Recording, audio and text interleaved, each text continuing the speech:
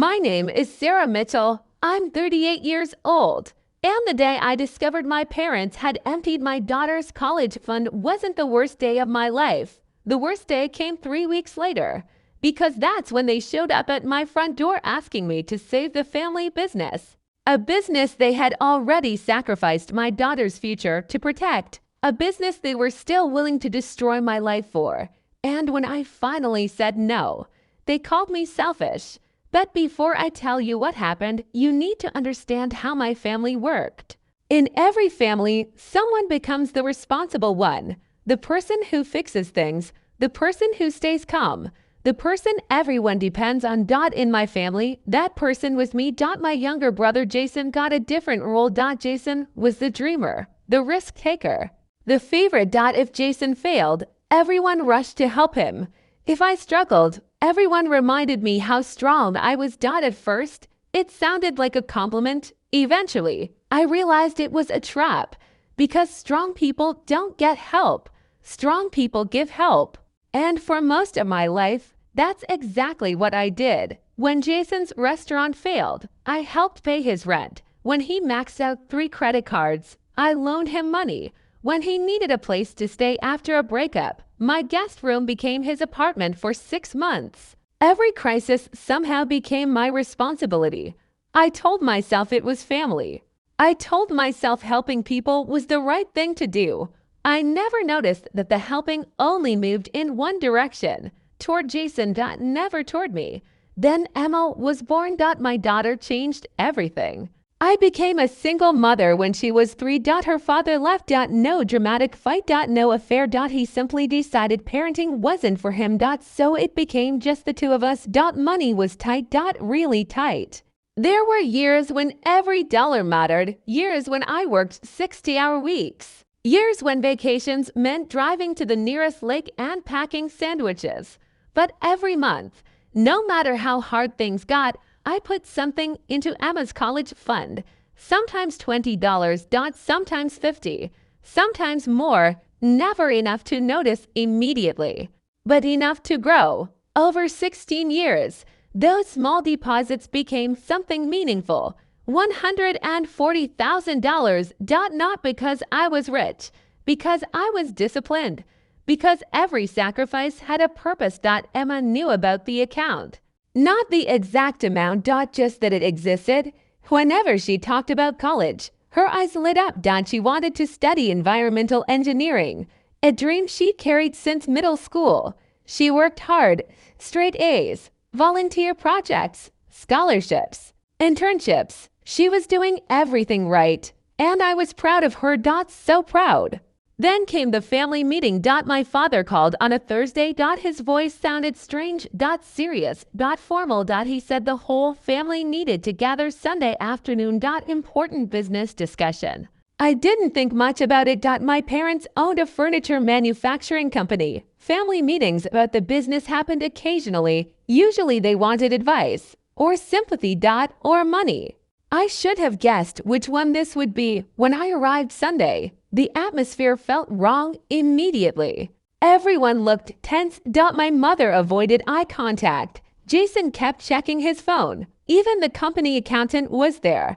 That should have been my first warning. Accountants don't attend family dinners. They attend disasters. My father stood up, cleared his throat, and began explaining that the company was facing financial difficulties. Orders had fallen. Costs had risen. Several investments hadn't worked out. Cash flow was becoming a problem. I listened quietly. Then he finally reached the point. We need family support. There it was. The real reason for the meeting. Money. Always money. Jason immediately started talking about loyalty. Sacrifice. Legacy. How Grandpa built the company from nothing. How hundreds of jobs depended on it. How family needed to come together. I had heard versions of this speech my entire life. Different words. Same destination. My wallet. Then my father asked directly, "Would you be willing to help?"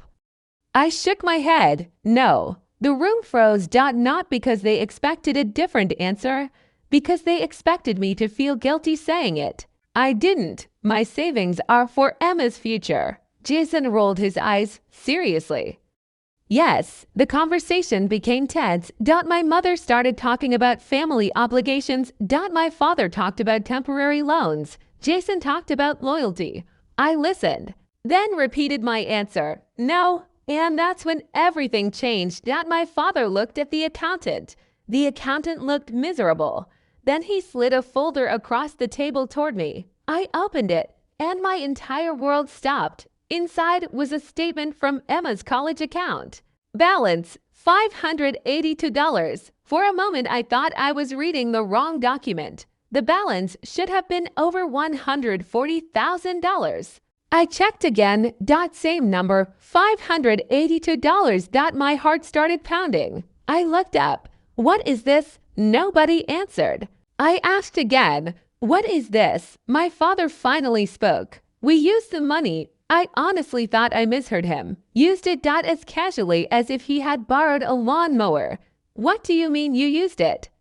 My mother started crying immediately. Jason looked uncomfortable. My father remained calm. The company needed liquidity. Liquidity. Such a professional word. Much cleaner than theft. Much cleaner than stealing from your granddaughter. I flipped through the statements. Withdrawal after withdrawal. Transfer after transfer. Month after month. The money hadn't disappeared overnight. They had been taking it gradually for almost a year. And somehow nobody thought I deserved to know. Then I found something worse. Authorization forms, documents approving transfers, documents carrying my signature. Except I had never signed them. My blood went cold. I stared at the papers, then slowly looked up. Who forged my name? Silence. Complete silence. And in that moment, I understood everything. Nobody was shocked. Nobody was confused. They already knew. Every person at that table already knew exactly what had happened. I was the last person informed, the owner of the account. The mother of the child, the only person whose permission actually mattered. And somehow I was the last one told. I stood up. My mother started crying harder. Jason started explaining. My father started talking about repayment plans. I ignored all of them because one thought kept repeating in my head. Emma. I got into my car and drove home. The entire drive I kept asking myself the same question. How do you tell a 16-year-old that the future you promised her has been stolen by people who claim to love her? When I walked into the house, she was sitting at the kitchen table studying. She smiled, asked how the family meeting went, and suddenly I knew something. I wasn't going to lie. Not to protect them. Not anymore. I sat down across from Emma at the kitchen table. For a moment, I couldn't speak. She immediately noticed something was wrong. Mom. I took a deep breath. Then I told her everything. The family meeting, the missing money. The withdrawals. The forged signatures. Every terrible detail. I expected tears. Anger. Shock. Instead, she just stared at me. Quiet. Completely quiet. Finally, she asked a question. One simple question. Did Grandpa know it was my money? The answer hurt. Yes, she looked down at her notebook. Then nodded slowly. As if she had just solved a difficult equation. Because sometimes the truth isn't confusing. It's just painful. That night she didn't say much. She finished her homework, went upstairs. Closed her bedroom door. And for the first time in years, I heard her crying through the wall.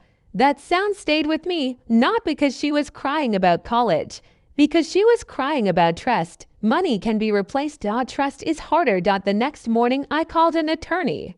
I wasn't looking for revenge. I was looking for facts. I needed to know exactly what had happened, and more importantly, what could be done about it. The attorney spent 2 hours reviewing the documents. When she finished, she looked at me and said, "This is serious." Apparently, that's lawyer language for disaster. The forged signatures alone were enough to create major legal problems. But there was more. The account had been structured so that I remained the primary owner until Emma turned 18. Meaning, nobody should have been able to move funds without authorization. Yet somehow they had. Someone had helped make it happen. Someone inside the company, or inside the bank. Or both. For the first time, I realized this wasn't just a family betrayal, that it was a fraud investigation. The pressure started almost immediately.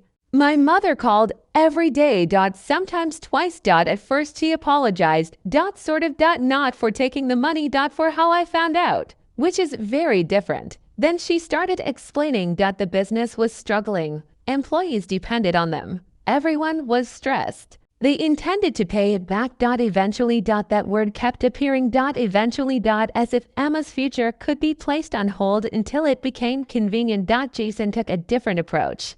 He tried guilt. Do you really want to destroy the family over money? Funny how people always say that after they take yours. Never before. Within a week, the entire family had chosen sides. Aunts, uncles, cousins, people I hadn't spoken to in years suddenly became experts on forgiveness. Apparently, I was supposed to forgive immediately, without accountability, without repayment, without consequences. One cousin sent me a text that actually said, "Family matters more than money." I stared at the screen for a full minute, then replied, "Then why did they take it?"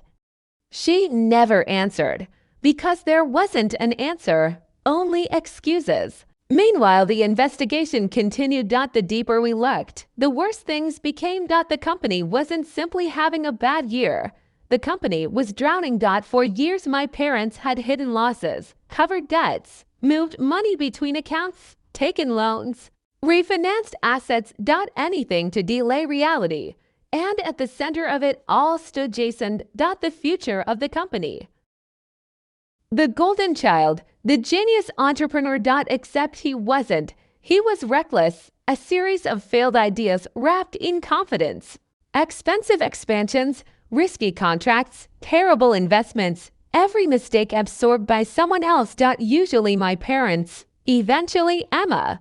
The final confirmation arrived 6 weeks later. The attorney called. Her voice sounded different. Sharper. More certain. The forged signatures had been verified. Officially. Without question. Someone had copied my signature, submitted authorization documents, and used them to access the funds. There was no misunderstanding anymore. No confusion. No accounting error. Someone committed fraud, and the evidence was overwhelming. For the first time since this started, I felt calm. Not happy, not relieved. Just certain.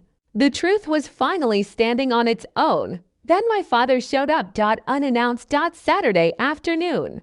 I opened the door and immediately knew why he was there. Not to apologize. Not to explain. To negotiate. He sat at my kitchen table. The same table where Emma did her homework. The same table where I told her everything. And he looked tired. Older. Smaller somehow. For a moment, I almost felt sorry for him. Then he started talking. The business couldn't survive another month. Creditors were demanding payment. Suppliers were refusing deliveries. Payroll was becoming difficult. They needed help. Again. Even now. After everything, they still needed help. I listened quietly, then asked, "Where is Emma's money?" He looked away. That was answer enough. Gone. My father spent an hour trying to convince me. Family. Legacy. Responsibility. History. Every argument sounded familiar, because I'd heard versions of them my entire life. What I didn't hear was accountability. Nobody accepted responsibility. Nobody admitted wrongdoing. Nobody seemed particularly concerned about Emma. Only the company. Always the company. Finally, I asked him something. If the business survives, what happens to Emma's future? Silence, then more silence, and that's when I knew. There was no plan. There had never been a plan. Just hope. Hope that somehow things would work out. Hope that someone else would pay the cost. Hope that I'd rescue them one more time. 3 weeks later, the company filed for bankruptcy protection. The announcement shocked the community. Not me. I'd already seen the numbers. I knew it was coming. What surprised me was how quickly everyone started looking for someone to blame. And somehow that person became me. Not Jason. Not the executives. Not the people who spent money they didn't have. Me. The daughter who refused to keep funding the collapse. My mother called crying, said I had abandoned them. Jason accused me of destroying decades of family history. Even relatives who barely understood the situation joined in. Apparently, refusing to finance someone else's mistakes makes you the villain. Who knew? The final confrontation happened 2 months later. At my parents' house. A family gathering that wasn't really a family gathering. It was an intervention. For me. At least that's what they thought. Everyone sat in the living room. Waiting. Watching, expecting me to finally give in. My mother started first. Then Jason. Then an aunt. Then a cousin. One after another. Each explaining why I should let it go. Why forgiveness mattered. Why family mattered. Why moving forward mattered. Not one person mentioned Emma. Not once. Eventually, I stood up. The room became quiet, and I asked a simple question. How many of you would take money from your child's future to save a business? Nobody answered. I looked around the room. Every face, every person, nothing. Then I asked another question. How many of you would forgive someone who did it to your child? Still silence, because they knew. For the first time, they actually knew. The problem wasn't my reaction. The problem was what had happened. And deep down, every person in that room understood it. I left shortly afterward. That was the last family gathering I attended. Not because I was angry, because I was finished. There's a difference. Anger keeps you connected. Finished means letting go. A year later, Emma received her university acceptance letter. Environmental engineering. Her first choice school. I still remember her running into the kitchen holding the envelope, smiling so hard she could barely speak. We cried together, the good kind of tears, the kind that come after surviving something. The legal settlement had recovered most of the stolen money. Not all of it, but enough. Enough for her future. Enough for her dream. Enough. The day we moved her into her dorm, she hugged me before I left. Then she whispered something I'll never forget. Thank you for choosing me. 3 words. That's all. 3 words that erased months of stress, months of court filings, months of family drama. Because she understood something my relatives never did. This was never about money. It was about value. Who mattered. Who got protected. Who paid the price. For years, my family expected me to carry everyone else's mistakes. Emma taught me a different lesson. The strongest thing you can do isn't carrying the weight forever. Sometimes it's putting it down and walking away.